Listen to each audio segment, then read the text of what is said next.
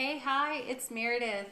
I am here with our tarot message for Wednesday, the 10th of February 2021. We are using the Radiant Wise Spirit Tarot for our message today.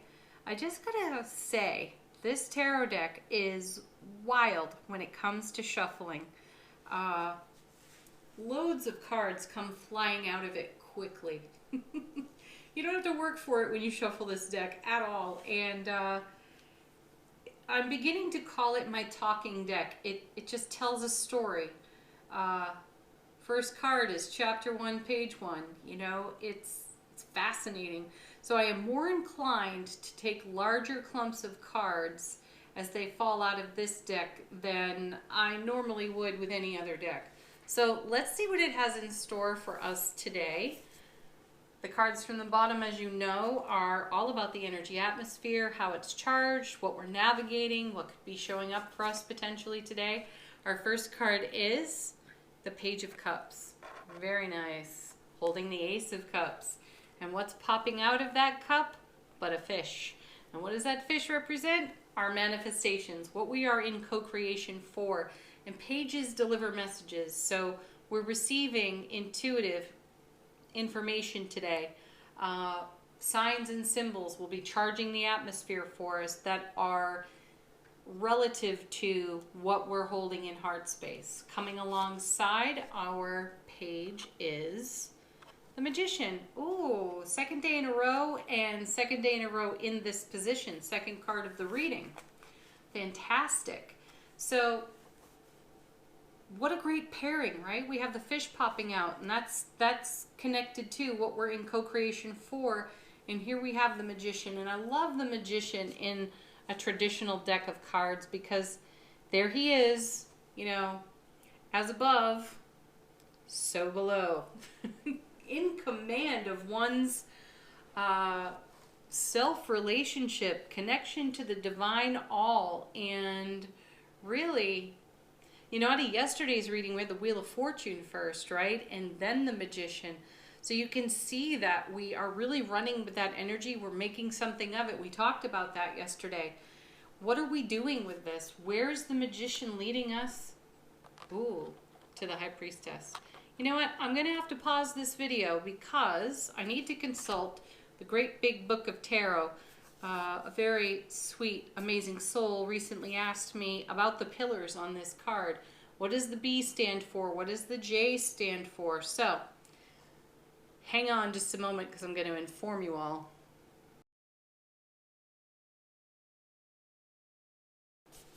Okay, we're back. And we have the ultimate guide to tarot in hand. And we have symbols, the High Priestess symbols, the pillars. The initials B and J refer to Boaz and Jachin, names on pillars in the Temple of Solomon in the Old Testament, which were decorated with pomegranates, with pomegranate designs.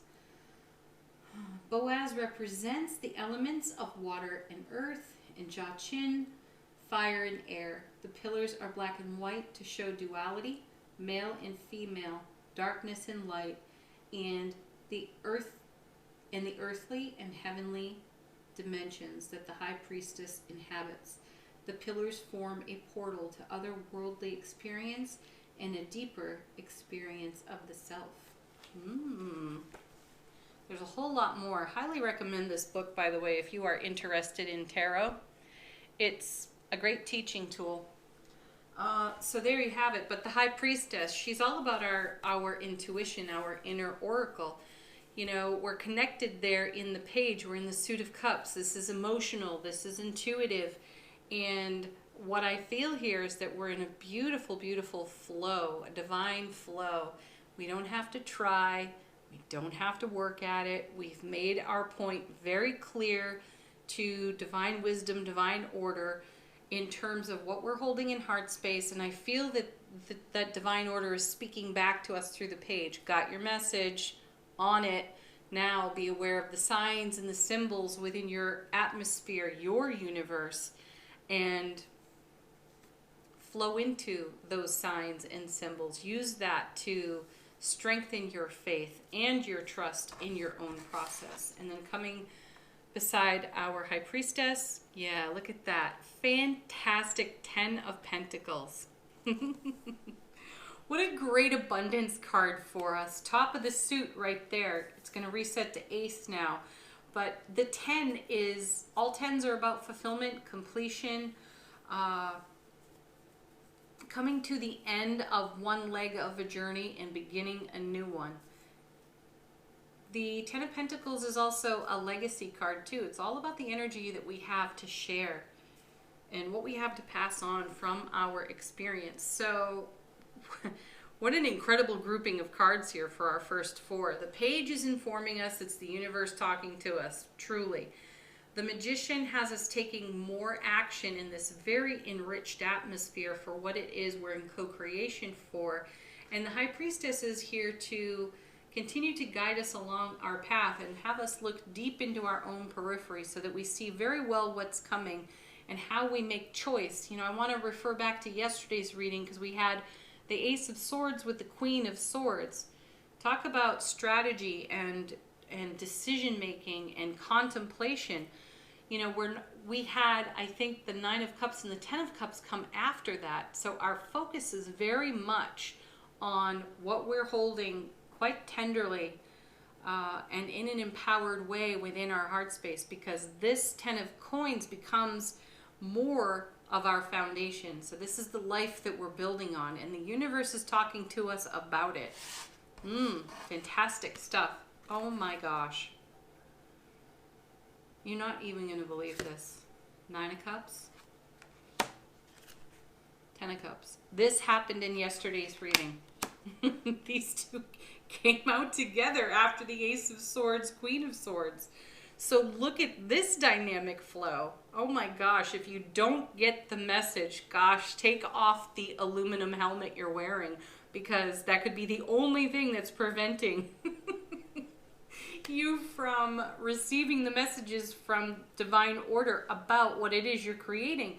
And we all know that the 9 of Cups is dreams coming true, wishes fulfilled, and it's paired with the 10 of Cups just like yesterday. So that's the Ace Page on overflow like 20 times over in the reading. Can you take all that abundance? Could the High Priestess communicate more clearly to us about what it is we're in creation for? Magician, 10 of Coins, 10 of Cups. Ooh. Wow. That one's leaving me speechless right there. Oh gosh. Well, now the 7 of Cups coming with the 7 of Swords. So now we have 2 sevens. Sevens in tarot are all about heaven touching earth within us. And the 7 of Cups tends to suggest a little bit of chaos, a little bit of confusion. And, you know, intuitively, I can pick up on that. I can see that. When we become accustomed to the way energy flows, there's a comfort in it. And even if that comfort is absent of the things that are in development, we can become comfortable with the excited anticipation. But what about the realization of exactly the things we've been dreaming for, praying for, in manifestation for? What happens when they arrive? And certainly we cannot ignore that what's dropping on our life foundation within our sphere of influence is everything we've been holding in heart space. Could that create a little bit of chaos and confusion? Certainly. If you're so accustomed and comfortable to the way energy flows in the absence of the things you hold in heart space, and then suddenly those things, those life experiences are there, there's a bit of scatter going on within self-relationships. So it's really quite beautiful that we've had so many messages about being on a stable foundation, because we're gonna go with this flow. We're gonna ride these waves, because here's our next 7 Seven of Swords, this is all about the stories we tell ourselves that have us living in limitation. And when living in limitation, we rob ourselves of our joy. So yesterday we saw the Eight of Swords, the mental trap. That's the very thing that results from the Seven of Swords when we give into the chaos and the confusion. What do we do when we see the Seven of Cups? This is about process of elimination on this card. We start to narrow down the field and ask ourselves, out of all the things that have shown up on my foundation, what are the things that are most in alignment with what I have nurtured and held in heart space? And that's how you go forward on the seven. So if you have the Ace of Cups pouring into your life 20 times over, so to speak, right? That is an emotional tsunami perhaps for some of us, right? So how do we find our balance? How do we find our harmony? Well, in that chaos and in that confusion, we take a look at the things that would be distracting. And let's take a moment here and know that sometimes the magician can be distracting. He's a dazzler. He's a showman. He's got charm and he's got pizzazz and sparkle, and that can have us looking in a direction that is not fulfilling our Ten of Coins experience. And that again would rob us of our joy. So we're reminded here to come back to heart space. We may be in an emotional, loving tsunami of everything in heart space, and hallelujah, yeah. We've asked for that, and here it is, though it suddenly changes the status quo, and it's not comfortable. But we are creating heaven here on earth in these sevens, and we're receiving exactly the things that we've been dreaming for, as I just said moments ago. This message continues on repeat for us, so choose from your heart space. The field may be supercharged with a whole lot of energy for us to navigate. Stay in heart space, stay connected to the signs and symbols on the High Priestess card that keep us focused upon our Ten of Coins, Ten of Cups, Nine of Cups life experience. Wow. Just wow. And now we have the Ace of Swords returning, which was also in yesterday's reading. This is brilliant clarity and everlasting strength. What's required when you are in an emotional sea over here? Brilliant clarity. And here it is. The universe is offering it up to us. All aces are divine cosmic gifts, literally being handed to us. So use your clarity. And let's also take note that now we have a repeat of the Eight of Swords from yesterday when you add our ace with our seven. So avoid the mental trap of chaos and confusion. Just because the status quo got disrupted with love, light, bliss, peace, happiness, and joy doesn't mean we have to go into an old familiar pattern of the Eight of Swords. No, we're going to grab on to that Ace of Swords and, pull forward to the shrewdness, the calculating energies of the Queen of Swords out of yesterday's reading and filter our intuition through that kind of energy, and that'll keep us firmly on our foundation as we receive everything that's flowing in abundance out of those cups. And then look at this. Now we have the 9 with the ace. Those two together make the 10. So there is fulfillment in all of this. And I feel, gosh, the word I want to use is a banishing. Banishing the energy of the 9 of Swords. We saw this card more than once last week. I'm not shocked to see it here. This is a very interesting sandwich of sword cards here in the middle of the reading. And I feel that that ace dispels any of the challenge energy on the 7 and any of the challenge energy on that 9, because aces do that.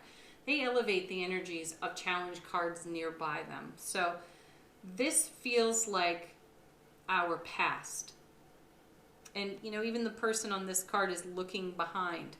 So this is not a repeat of prior experience. This is a whole new experience of enrichment and abundance. And we may be looking in hindsight going, whoa, wow, did I really create this? Yes, indeed you did. Enthusiastically, yes, you did. And then we have 3 cards. Wow, look at this. the Star. She was also in yesterday's reading. So the Star and the Magician show up again. Divine Masculine, Divine Feminine in the reading. Very harmonized, very balanced. In light of what the Seven of Cups might bring in terms of chaos or confusion, there is still great harmony, great balance, and tremendous fulfillment happening here in this reading.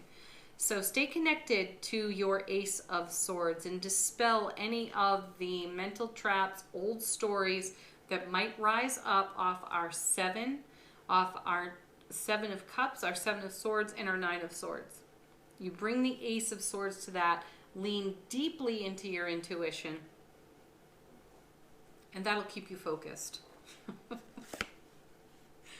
Oh wow, Two of Cups, yes. A merging of energies, a coming together of energies, a fair exchange. This is a card of great connection, great communication. It is considered a love card in tarot, traditionally. And, we saw the romance card on the weekend reading out of Angel Answers, and I feel that card connects to the Two of Cups for us today. It's how we love our life, how we romance our life. Page of Cups, 9, 10 of Cups, 10 of Coins. It's our love that we continue to offer to divine order that produces this type of energetic atmosphere. So cheers to you, because here's even more confirmation of the Star, Divine Feminine, the Magician, Divine Masculine, and here they are meeting in the middle. This is also a card about strengthened bonds for the people that are nearest and dearest to you in your life, and that's because of your self-relationship. That's because of you dispelling the sevens, and the 9 here with your brilliant clarity and everlasting strength. It really strengthens every other connection you have. And then our last card, if some of you are asking, is this for real? Can I rely on this? You now have the King of Pentacles. Talk about stability and reliability. Not only that, the King of Pentacles understands exactly how to continue reinvesting the overflow into the oncoming and the blossoming. And we are becoming masterful at that. Wow. Just wow. I actually feel emotional looking at these cards right now. It's such a fulfilling message. Angel Answers, if you have a question, ask it. Let the cards be an answer for you. Allow them to confirm something related or not here.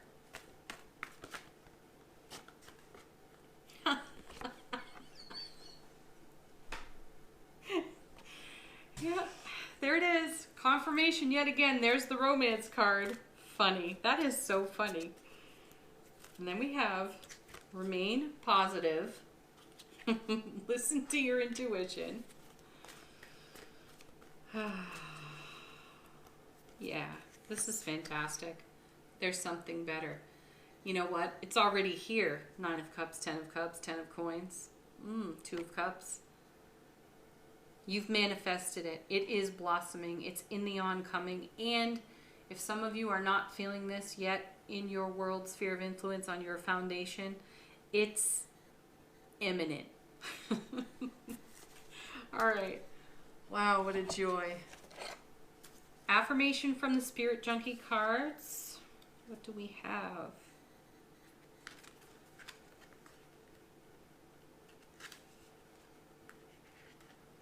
Ooh. I honor my self-worth by asking for what I want. Yeah, isn't that funny? There's a touch of the 7 of Cups on that card right there. As I was saying, we get comfortable with the status quo. And while we were in meditation and nurturing new ideas, inspirations, and heart space, we were feeling very worthy of it then. And now it's here. It's blossoming. It's becoming, right? And some of us could shrink 7 of Cups from that 7 of Swords, rob ourselves of the very joy of the things that we have been in meditative prayer for, 9 and 10 of Cups, right? You've asked for what you want, and it's being delivered. So stand up and accept it. Thank you, everyone, as always, for watching. Peace, love, joy, happiness, blessings. Namaste. Bye for now.